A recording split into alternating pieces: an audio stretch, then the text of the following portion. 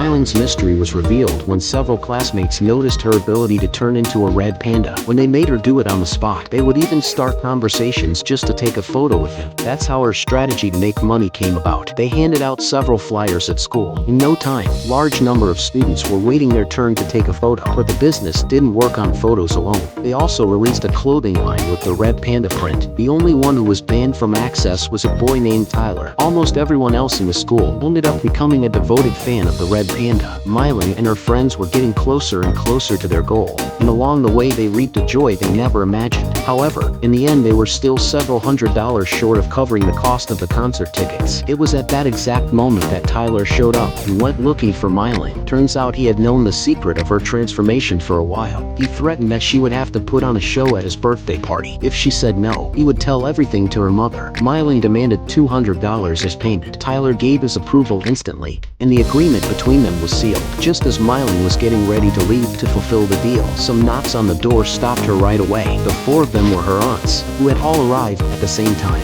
Each one wore her own personal emblem, and they had come for the ritual that was approaching for Myling. The grandmother's sudden arrival completely ruined all her plans. In the midst of the chaos, Myling tried to go unnoticed so she could make it to Tyler's party, but her grandmother seemed to know what was going through her mind. She pulled out a lock of red hair and warned Myling to let go of the wild force within her. Every time she let it out, that force grew stronger, and if she ever lost her grip on it, the effects would be impossible to predict. Her grandmother added that her bond with Myling's mom had been very close, but the red panda had caused a wound between them that never fully healed. Myling took that advice and considered it seriously. She arrived at the birthday party firmly determined to set everything straight. She believed that, disguised as a red panda, she could get away without much trouble. However, none of the guests fell for that trick. Her friends couldn't understand why Myling had backed out at the last moment, and in the midst of the disappointment, in the end, they admitted they had no choice but to give up on the concert. Myling couldn't bear seeing her friends so down. She chose to let go of control one last time. The celebration turned out flawless. People only kept the fond memory of the red panda,